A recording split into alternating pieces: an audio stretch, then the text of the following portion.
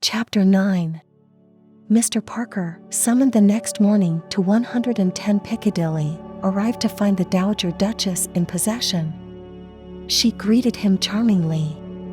"I am going to take this silly boy down to Denver for the weekend," she said, indicating Peter, who was writing and only acknowledged his friend's entrance with a brief nod. "He's been doing too much, running about to Salisbury and places and up till all hours of the night. You really shouldn't encourage him, Mr. Parker. It's very naughty of you, waking poor Bunter up in the middle of the night with scares about Germans, as if that wasn't all over years ago, and he hasn't had an attack for ages, but there. Nerves are such funny things, and Peter always did have nightmares when he was quite a little boy, though very often of course it was only a little pill he wanted, but he was so dreadfully bad in 1918, you know, and I suppose we can't expect to forget all about a great war in a year or two, and, really, I ought to be very thankful with both my boys safe. Still, I think a little peace and quiet at Denver won't do him any harm." "Sorry you've been having a bad turn, old man," said Parker, vaguely sympathetic. "You're looking a bit seedy." "Charles," said Lord Peter, in a voice entirely void of expression, "I am going away for a couple of days because I can be no use to you in London. What has got to be done for the moment can be much better done by you than by me. I want you to take this." He folded up his writing and placed it in an envelope, "to Scotland Yard immediately and get it sent out to all the workhouses, infirmaries, police stations, YMCAs and so on in London. It is a description of Phipps's corpse as he was before he was shaved and cleaned up. I want to know whether any man answering to that description has been taken in anywhere, alive or dead, during the last fortnight. You will see Sir Andrew Mackenzie personally, and get the paper sent out at once. By his authority, you will tell him that you have solved the problems of the Levy murder and the Battersea mystery." Mr. Parker made an astonished noise to which his friend paid no attention, "and you will ask him to have men in readiness with a warrant to arrest a very dangerous and important criminal at any moment on your information. When the replies to this paper come in, you will search for any mention of St. Luke's Hospital, or of any person connected with St. Luke's Hospital, and you will send for me at once. Meanwhile you will scrape acquaintance, I don't care how, with one of the students at St. Luke's. Don't march in there blowing about murders and police warrants, or you may find yourself in Queer Street. I shall come up to town as soon as I hear from you, and I shall expect to find a nice ingenuous Sawbones here to meet me." He grinned faintly. "Do you mean you've got to the bottom of this thing?" asked Parker. "Yes. I may be wrong. I hope I am, but I know I'm not." "You won't tell me?" "Do you know," said Peter, "honestly I'd rather not. I say I may be wrong, and I'd feel as if I'd libeled the Archbishop of Canterbury." "Well, tell me, is it one mystery or two?" "One. You talked of the Levy murder. Is Levy dead?" "God, yes," said Peter, with a strong shudder. The Duchess looked up from where she was reading the Tatler. "Peter," she said, "is that your ague coming on again? Whatever you two are chattering about, you'd better stop it at once if it excites you. Besides, it's about time to be off." "All right, Mother," said Peter. He turned to Bunter, standing respectfully in the door with an overcoat and suitcase. "You understand what you have to do, don't you?" he said. "Perfectly, thank you, my lord. The car is just arriving, your grace." "With Mrs. Phipps inside it," said the Duchess. "She'll be delighted to see you again, Peter. You remind her so of Mr. Phipps." "Good morning, Bunter." "Good morning, your grace." Parker accompanied them downstairs. When they had gone, he looked blankly at the paper in his hand, then, remembering that it was Saturday and there was need for haste, he hailed a taxi. "Scotland Yard," he cried. Tuesday morning saw Lord Peter and a man in a velveteen jacket swishing merrily through 7 acres of turnip tops, streaked yellow with early frosts. A little way ahead, a sinuous undercurrent of excitement among the leaves proclaimed the unseen yet ever-near presence of one of the Duke of Denver's setter pups. Presently a partridge flew up with a noise like a police rattle, and Lord Peter accounted for it very creditably for a man who, a few nights before, had been listening to imaginary German sappers. The setter bounded foolishly through the turnips and fetched back the dead bird. "Good dog," said Lord Peter. Encouraged by this, the dog gave a sudden ridiculous gambol and barked, its ear tossed inside out over its head. "Heel," said the man in velveteen, violently. The animal sidled up, ashamed. "Fool of a dog, that," said the man in velveteen, "can't keep quiet. Too nervous, my lord. One of old Black Lass's pups." "Dear me," said Peter, "is the old dog still going?" "No, my lord, we had to put her away in the spring." Peter nodded. He always proclaimed that he hated the country and was thankful to have nothing to do with the family estates, but this morning he enjoyed the crisp air and the wet leaves washing darkly over his polished boots. At Denver things moved in an orderly way. No one died sudden and violent deaths except aged setters and partridges, to be sure. He sniffed up the autumn smell with appreciation. There was a letter in his pocket which had come by the morning post, but he did not intend to read it just yet. Parker had not wired, there was no hurry. He read it in the smoking room after lunch. His brother was there, dozing over the Times, a good, clean Englishman, sturdy and conventional, rather like Henry VIII in his youth, Gerald, 16th Duke of Denver. The Duke considered his cadet rather degenerate, and not quite good form. He disliked his taste for police court news. The letter was from Mr. Bunter. 110, Piccadilly, W.1. My lord, I write. Mr. Bunter had been carefully educated and knew that nothing is more vulgar than a careful avoidance of beginning a letter with the first person singular, as your lordship directed, to inform you of the result of my investigations. I experienced no difficulty in becoming acquainted with Sir Julian Freke's manservant.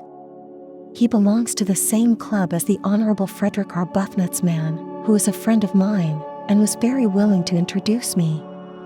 He took me to the club yesterday, Sunday evening, and we dined with the man, whose name is John Cummings, and afterwards I invited Cummings to drinks and a cigar in the flat. Your lordship will excuse me, doy.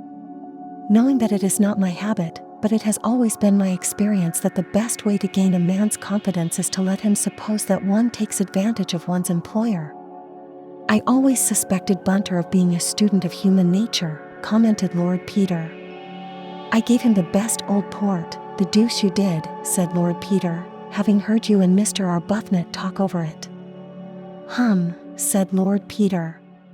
Its effects were quite equal to my expectations as regards the principal matter in hand, but I very much regret to state that the man had so little understanding of what was offered to him that he smoked a cigar with it, one of your lordship's villers. You will understand that I made no comment on this at the time, but your lordship will sympathize with my feelings. May I take this opportunity of expressing my grateful appreciation of your lordship's excellent taste in food, drink and dress? It is, if I may say so, more than a pleasure, it is an education, to valet and buttle your lordship. Lord Peter bowed his head gravely. What on earth are you doing, Peter, sittin' there noddin' and grinnin' like a what you may call it, demanded the Duke, coming suddenly out of a snooze. Someone writin' pretty things to you, what? Charming things, said Lord Peter. The Duke eyed him doubtfully. Hope to goodness you don't go and marry a chorus beauty, he muttered inwardly, and returned to the Times. Over dinner I had set myself to discover Cummings's tastes, and found them to run in the direction of the music hall stage. During his first glass I drew him out in this direction, your lordship having kindly given me opportunities of seeing every performance in London, and I spoke more freely than I should consider becoming in the ordinary way in order to make myself pleasant to him. I may say that his views on women and the stage were such as I should have expected from a man who would smoke with your lordship's port. With the second glass I introduced the subject of your lordship's inquiries. In order to save time I will write our conversation in the form of a dialogue, as nearly as possible as it actually took place. Cummings, you seem to get many opportunities of seeing a bit of life, Mr. Bunter. Bunter, one can always make opportunities if one knows how. Cummings, it's very easy for you to talk, Mr. Bunter. You're not married, for one thing. Bunter, I know better than that, Mr. Cummings. Cummings, so do I, now, when it's too late. He sighed heavily, and I filled up his glass. Bunter, does Mrs. Cummings live with you at Battersea? Cummings, yes, her and me we do for my governor. Such a life. Not but what there's a char comes in by the day. But what's a char? I can tell you it's dull all by ourselves in that D Battersea suburb. Bunter, not very convenient for the halls, of course. Cummings, I believe you. It's all right for you, here in Piccadilly, right on the spot as you might say. And I dare say your governor's often out all night, eh? Bunter, oh, frequently, Mr. Cummings. Cummings, and I dare say you take the opportunity to slip off yourself every so often, eh? Bunter, well, what do you think, Mr. Cummings? Cummings, that's it, there you are. But what's a man to do with a nagging fool of a wife and a blasted scientific doctor for a governor, as sits up all night, cutting up dead bodies and experimenting with frogs? Bunter, surely he goes out sometimes. Cummings, not often. And always back before 12. And the way he goes on if he rings the bell and you ain't there. I give you my word, Mr. Bunter. Bunter, temper? Cummings, no, but looking through you, nasty like, as if he was on that operating table of his and he was going to cut you up. Nothing a man could rightly complain of, you understand, Mr. Bunter, just nasty looks. Not but what I will say he's very correct. Apologizes if he's been inconsiderate. But what's the good of that when he's been and gone and lost you your night's rest? Bunter, how does he do that? Keeps you up late, you mean? Cummings, not him, far from it. House locked up and household to bed at 10:30. That's his little rule. Not but what I'm glad enough to go as a rule, it's that dreary. Still, when I do go to bed I like to go to sleep.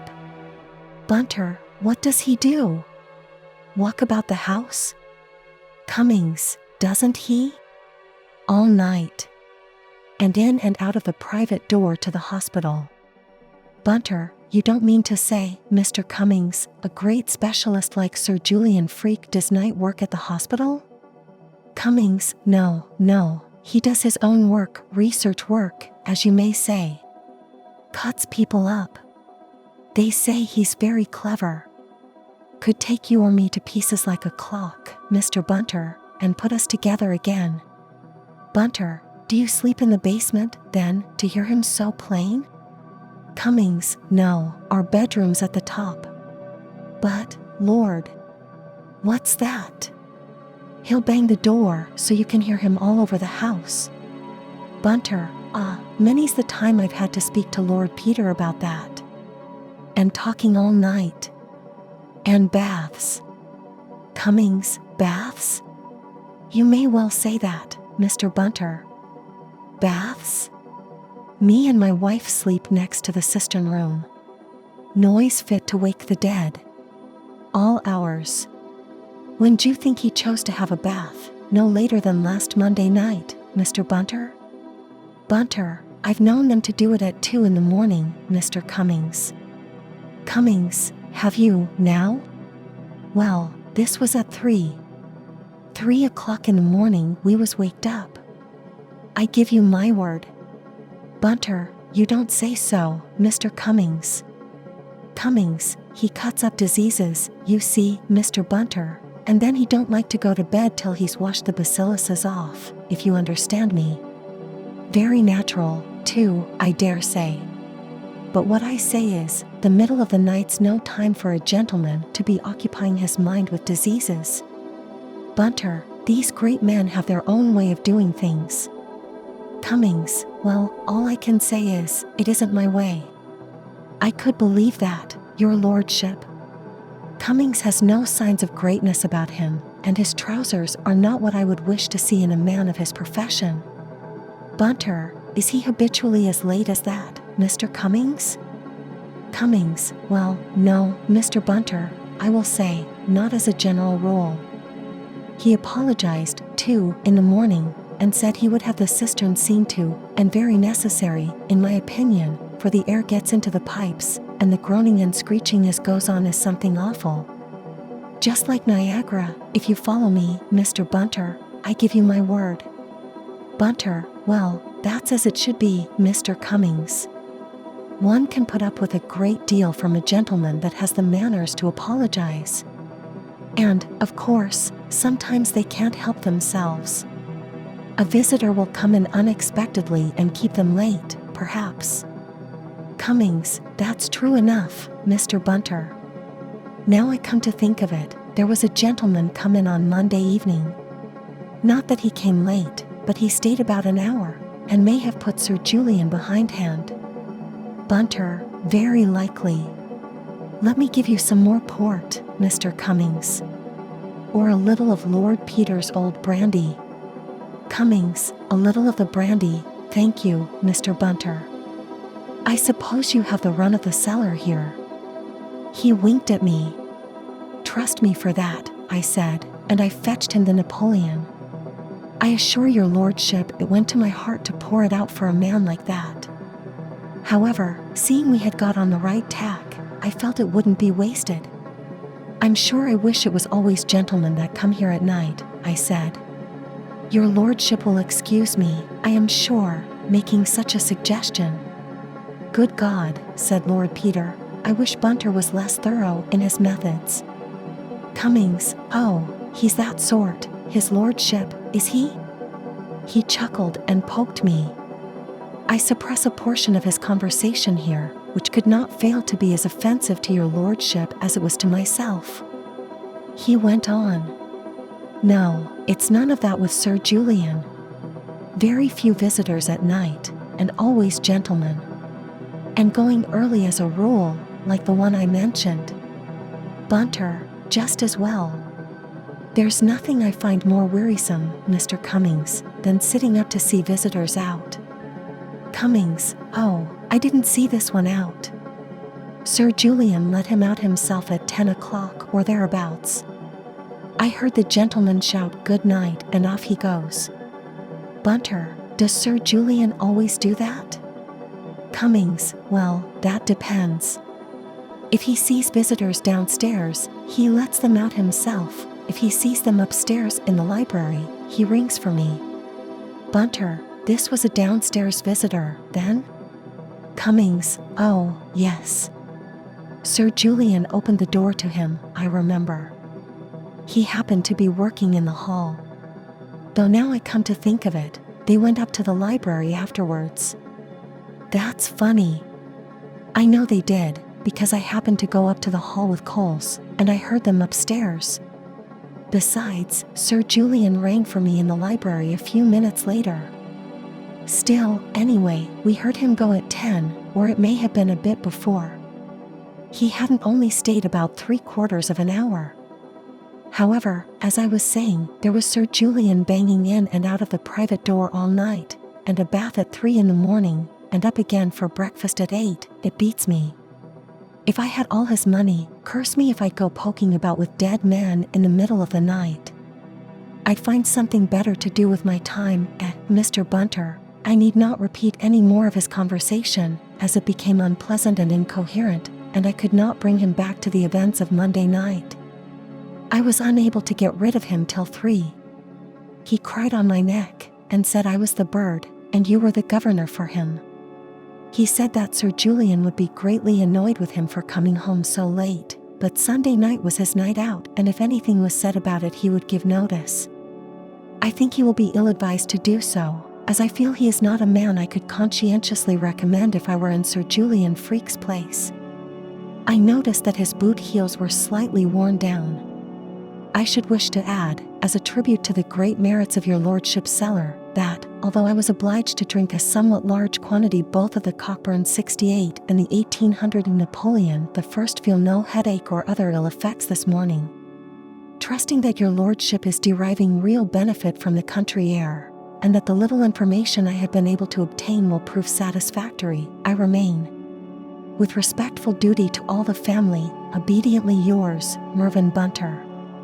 You know, said Lord Peter thoughtfully to himself, I sometimes think Mervyn Bunter's pulling my leg. What is it, Soames? A telegram, my lord. Parker, said Lord Peter, opening it. It said, description recognized Chelsea workhouse. Unknown vagrant injured street accident Wednesday week. Died workhouse Monday. Delivered St. Luke's same evening by order freak. Much puzzled. Parker. Hooray, said Lord Peter, suddenly sparkling. I'm glad I've puzzled Parker. Gives me confidence in myself. Makes me feel like Sherlock Holmes. Perfectly simple, Watson. Dash it all, though. This is a beastly business. Still, it's puzzled Parker. What's the matter? Asked the Duke, getting up and yawning. Marching orders, said Peter, back to town. Many thanks for your hospitality, old bird, I'm feeling no end better. Ready to tackle Professor Moriarty or Leon Kestrel or any of them. I do wish you'd keep out of the police courts, grumbled the Duke. It makes it so dashed awkward for me, having a brother making himself conspicuous. Sorry, Gerald, said the other, I know I'm a beastly blot on the scutcheon. Why can't you marry and settle down and live quietly, doing something useful, said the Duke, unappeased. Because that was a washout, as you perfectly well know, said Peter. Besides, he added cheerfully, I'm being no end useful. You may come to want me yourself, you never know. When anybody comes blackmailing you, Gerald, or your first deserted wife turns up unexpectedly from the West Indies, you'll realize the pull of having a private detective in the family. Delicate private business arranged with tact and discretion.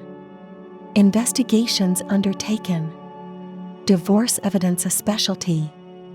Every guarantee. Come, now. Ass, said Lord Denver, throwing the newspaper violently into his armchair. When do you want the car? Almost at once. I say, Jerry, I'm taking Mother up with me. Why should she be mixed up in it? Well, I want her help. I call it most unsuitable, said the Duke. The Dowager Duchess, however, made no objection. I used to know her quite well, she said, when she was Christine Ford. Why, dear? Because, said Lord Peter, there's a terrible piece of news to be broken to her about her husband. Is he dead, dear? Yes, and she will have to come and identify him. Poor Christine. Under very revolting circumstances, Mother. I'll come with you, dear. Thank you, Mother, you're a brick. D'you mind getting your things on straight away and coming up with me? I'll tell you about it in the car.